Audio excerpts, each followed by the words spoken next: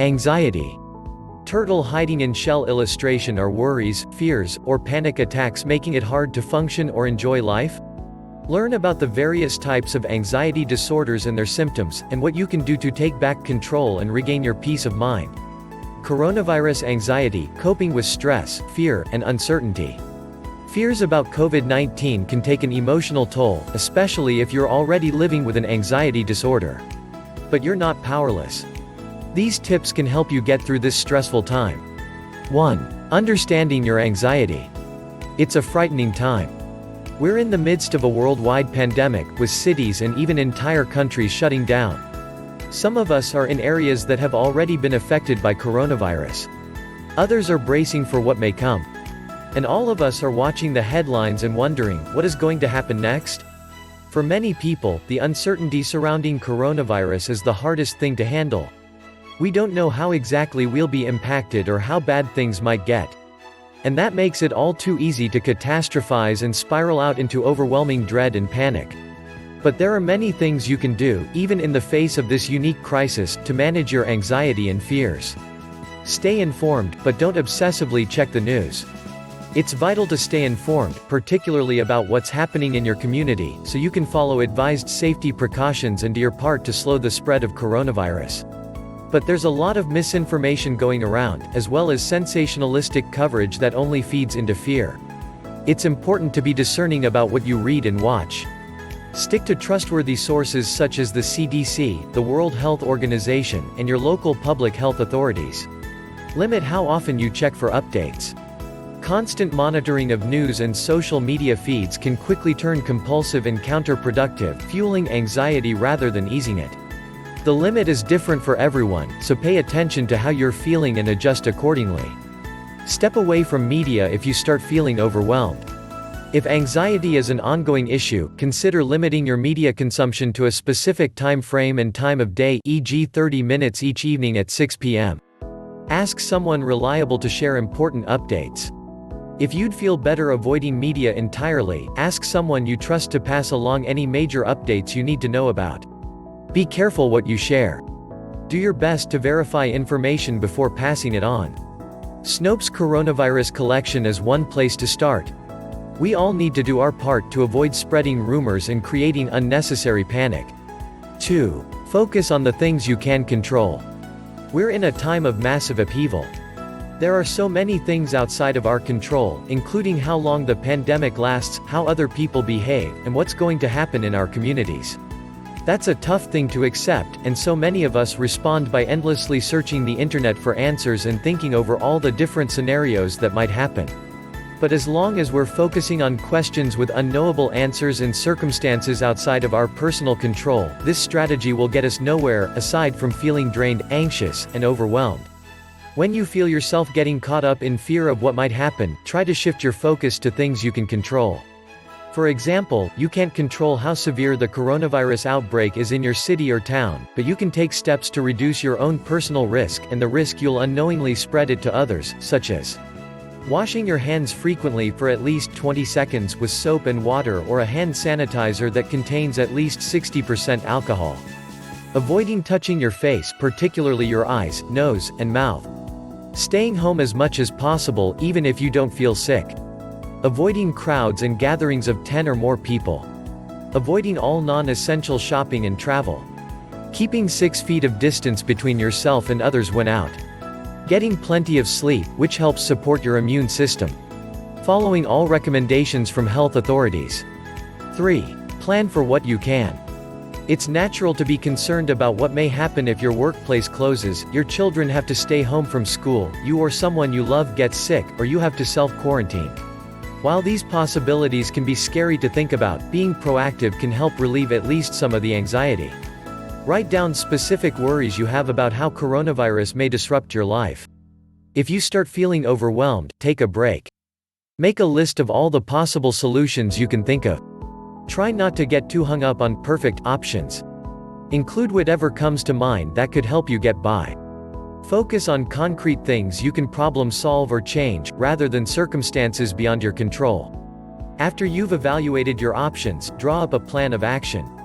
When you're done, set it aside and resist the urge to go back to it until you need it or your circumstances significantly change. 4. Stay connected even when physically isolated. Evidence shows that many people with coronavirus, particularly young, seemingly healthy people, don't have symptoms but can still spread the virus. That's why the biggest thing that most people can do right now to make a positive difference is to practice social distancing. But social distancing comes with its own risks. Humans are social animals. We're hardwired for connection. Isolation and loneliness can exacerbate anxiety and depression, and even impact our physical health. That's why it's important to stay connected as best we can and reach out for support when we need it, even as we cut back on in-person socializing. Make it a priority to stay in touch with friends and family.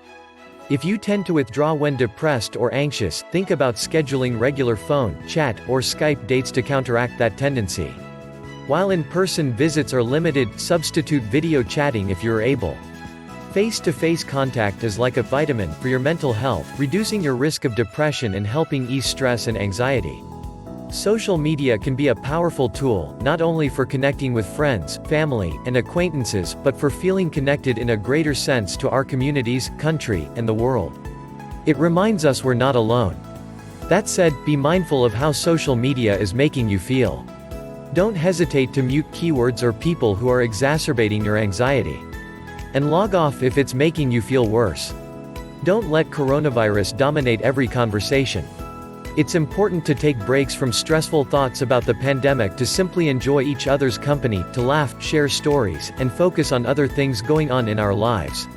Emotions are contagious, so be wise about who you turn to for support. All of us are going to need reassurance, advice, or a sympathetic ear during this difficult time. But be careful who you choose as a sounding board. The coronavirus is not the only thing that's contagious. So are emotions. Avoid talking about the virus with people who tend to be negative or who reinforce and ramp up your fears. Turn to the people in your life who are thoughtful, level-headed, and good listeners.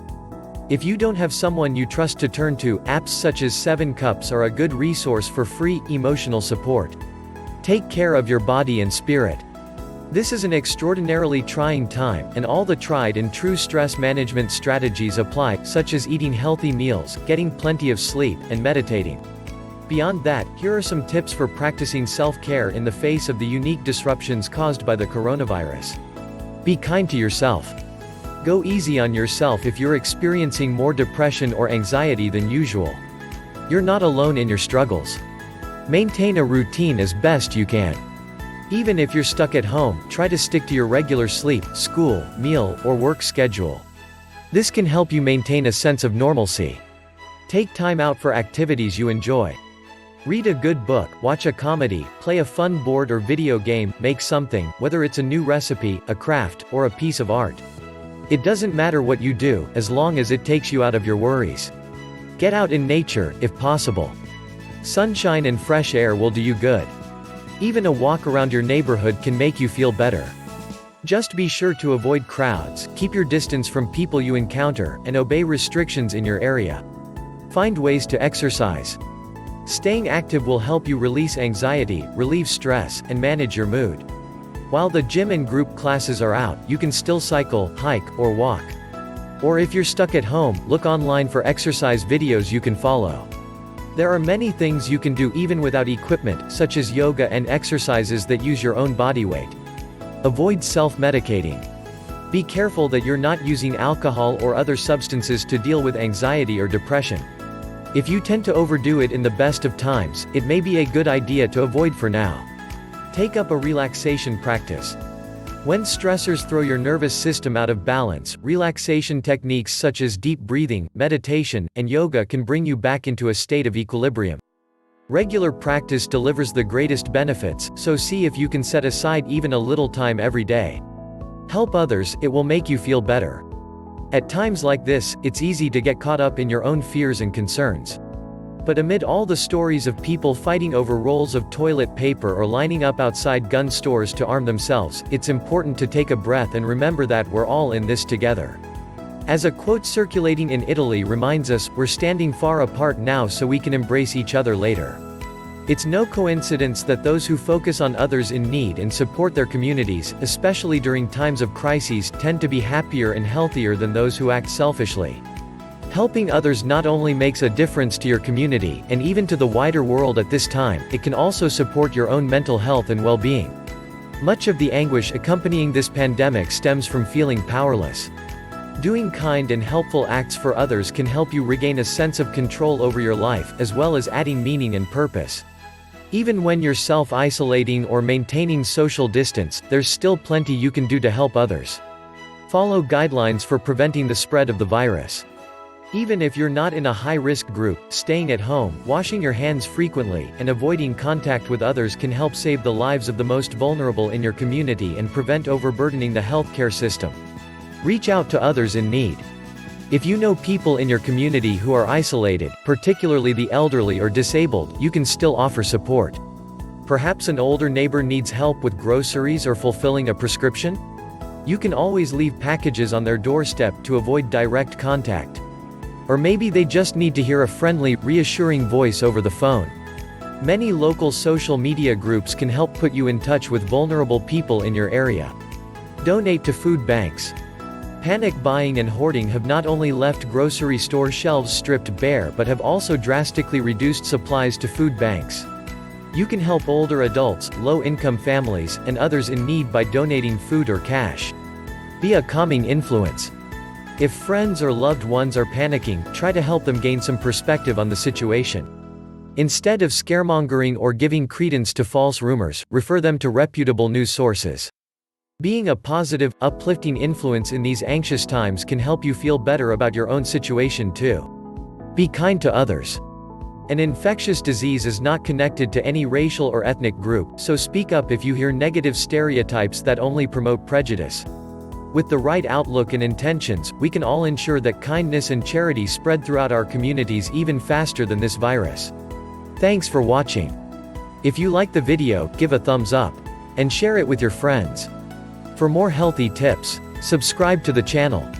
And hit the notification bell to notify you once I have a video.